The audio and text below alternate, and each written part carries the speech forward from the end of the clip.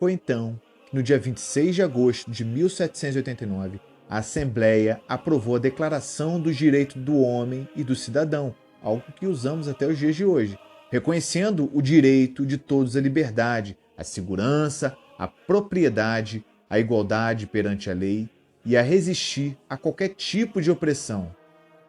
Não vou entrar muito no detalhe disso tudo agora, mas em breve eu vou explicar que essa coisa de liberdade e propriedade não caminham de mãos dadas com a igualdade. Logo depois, um documento aprovado pela Assembleia confiscou os bens da igreja. Os membros do alto clero, pernas para que te quero, reagiram metendo o pé, fugindo da França. Foram acompanhados de milhares de nobres e levando consigo dinheiro, joias, essas coisas que faziam deles muito ricos. No exterior, começam a organizar um exército para impedir o avanço da Revolução Francesa.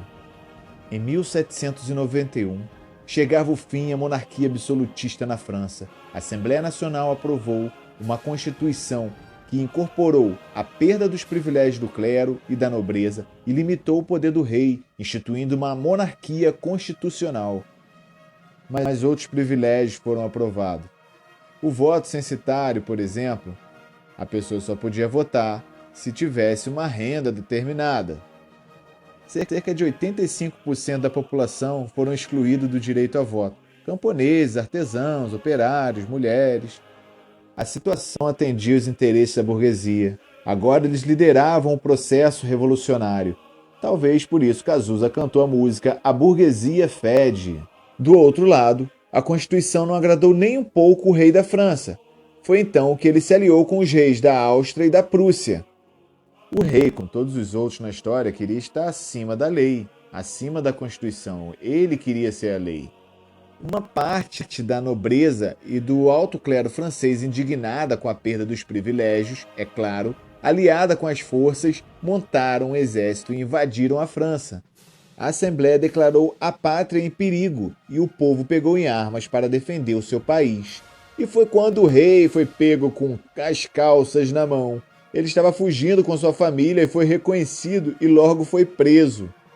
Rapaz, acho que não foi a melhor decisão que o rei deveria tomar. Os populares se juntaram ao exército francês e, com isso, ganhou forças para vencer os estrangeiros na Batalha de Valmy.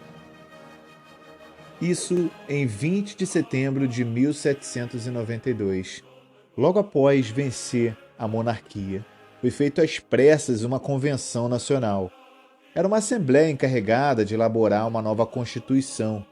Os membros da convenção foram eleitos pelo voto universal masculino e não mais pelo voto baseado na renda do cidadão. O voto censitário, que falamos agora há pouco. A primeira atitude da convenção foi abolir a monarquia e proclamar a república. Chegou a hora da gente entender um pouquinho sobre esquerda e direita. Tá, você já sabe para onde fica esquerda e direita, tudo bem. Mas quando a gente fala de política, é necessário entender o que é a esquerda e o que é a direita, porque senão você pode estar xingando alguém. Então, para isso, vamos falar da Convenção Nacional. Ela era composta por cerca de 750 deputados. Ela abrigava 4 importantes grupos políticos: os girondinos, os jacobinos, os cordeliers e a planície. Os girondinos representavam sobretudo ali a alta e média burguesia, os banqueiros, os donos das indústrias, os comerciantes.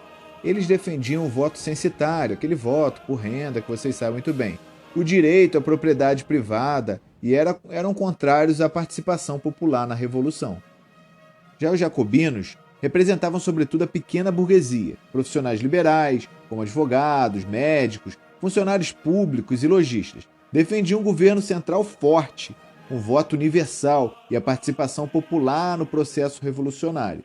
Eram liderados por deputados eleitos por Paris, como Robespierre. Guarda esse nome aí, vai ser importante. Os Cordeliers defendiam propostas radicais como o fim da propriedade privada e a reforma agrária. Eram liderados por Marat e Danton. Os Cordeliers e os jacobinos sentavam nos bancos mais altos lá do plenário. Por isso, esses dois grupos políticos eram conhecidos como os montanheses. A planície era composta por deputados que agiam conforme seu interesse imediato. Ora apoiavam o girondino ora apoiavam os jacobinos. Sentavam no centro da convenção. Cara, isso é assim questão de momento que ficou para sempre.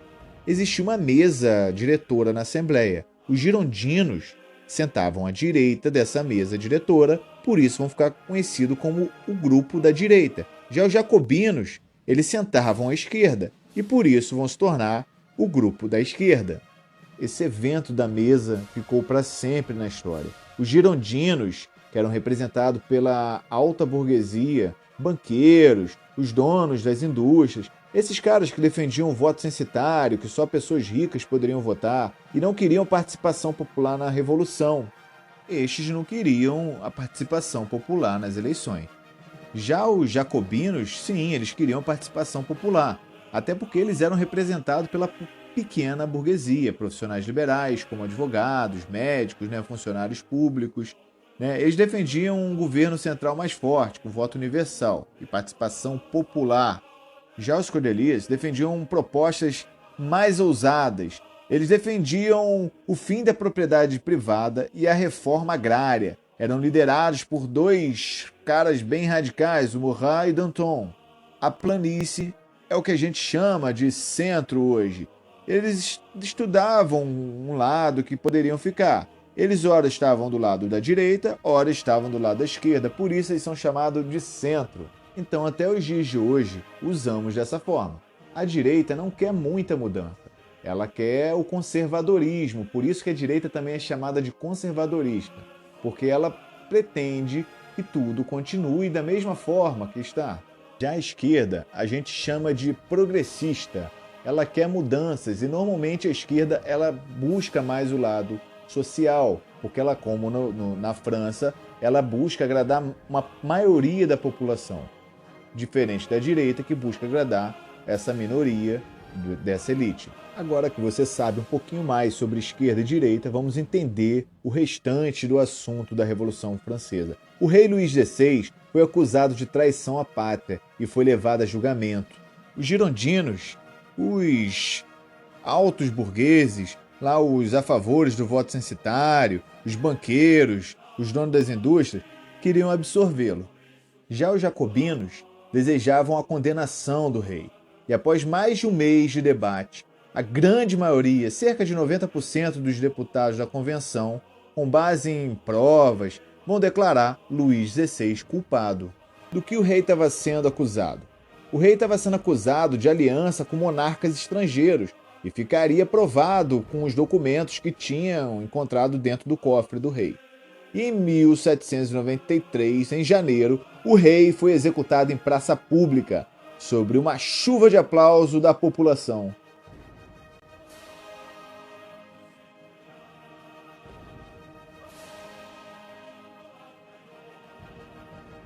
Even His Highness wasn't safe from our reach. For too long had he dismissed our threats.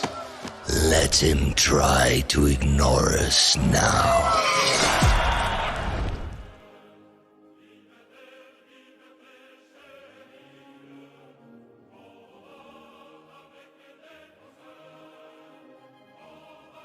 Cara, quem viveu esse momento presenciou um marco da história. Eles não só tiraram o poder do rei, como eles arrancaram a cabeça do rei fora. Era algo inacreditável para a época. Após a execução do rei, aumentou a oposição jacobina. Eles procuraram se manter no controle da situação, criando órgãos especiais como o Comitê de Salvação Pública. Quem estava à frente disso tudo era Robespierre. Lembra dele? O líder dos jacobinos? Ele era o verdadeiro chefe do governo.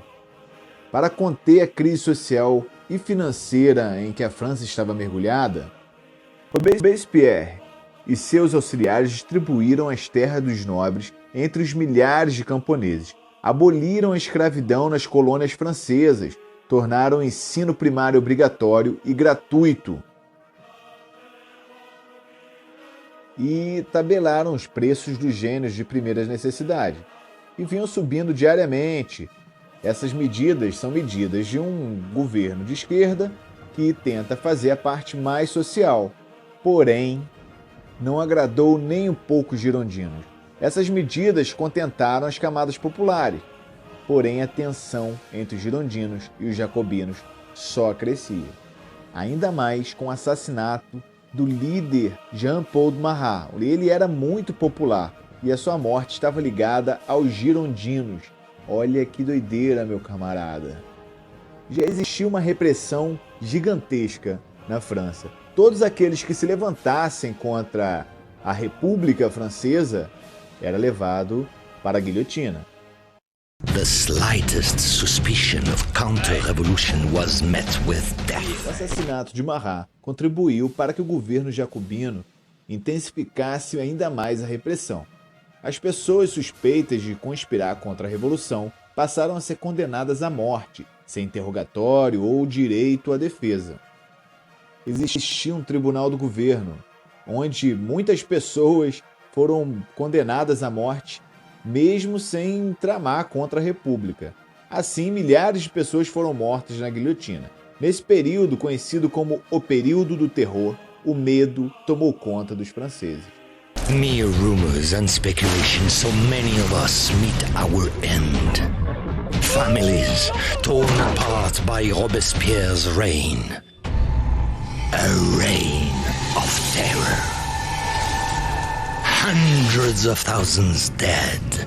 Streets run red with blood. But the reign of terror would not last. Os jacobinos chegaram a guilhotinar até mesmo os líderes revolucionários como Danton e Hébert, e com isso foram perdendo apoio popular e da maioria dos deputados franceses.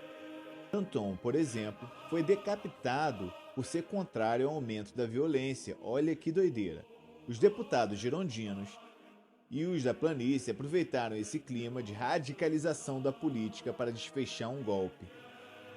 Prenderam Robespierre e os demais líderes jacobinos, e os guilhotinaram sem um julgamento sequer. Era tudo o que os girondinos esperavam, uma confusão política para tomar o poder.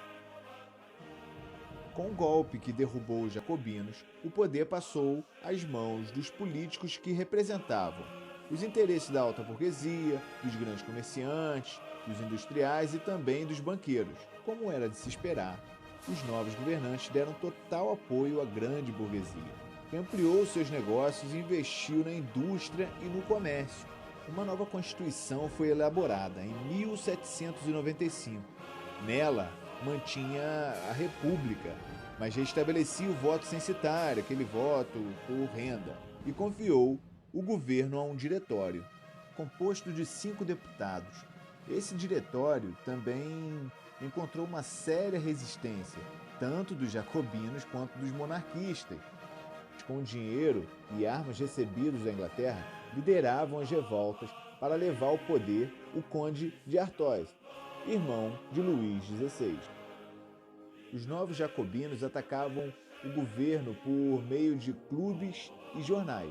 Nesse ambiente tenso, Graco-Babeuf liderou o movimento popular propondo a abolição da propriedade privada e igualdade social. Esse movimento, conhecido como Conspiração dos Iguais, foi sufocado e Babeuf e seus aliados foram executados. O governo endureceu e fechou os jornais de oposição e ameaçou expulsar todos que eram seus adversários do país. Mas se encontrava também desmoralizado, pois vários de seus membros estavam envolvidos em escândalos e atos de corrupção. É aí que surge aquela parada do mito, da salvação, messianismo. Os jornais diziam que a França precisava de um homem enérgico, de um homem respeitado, admirado por todo mundo, para salvar a pátria. But no more. Um jovem general, de nome Napoleão Bonaparte, reunia todas essas características. Um dos motivos de sua fama era o seu excelente desempenho militar contra os exércitos estrangeiros. Uma França que lutou contra o monarca, contra um poder único, agora estava meio que levantando alguém que seria mais poderoso do que um rei, um imperador. E em 10 de novembro de 1799, no 18 de Brumário, segundo o calendário republicano, Bonaparte, apoiado por políticos burgueses e por militares, tomou o poder. Esse episódio passou para a história como o golpe de 18 de Brumário. Completava assim a Revolução Burguesa, a Revolução Liberal, iniciada na França 10 anos antes. Então, galera, essa foi uma das revoluções liberais, a Revolução Francesa. Obrigado aí quem chegou até o fim, e em breve tem mais um resumo de história.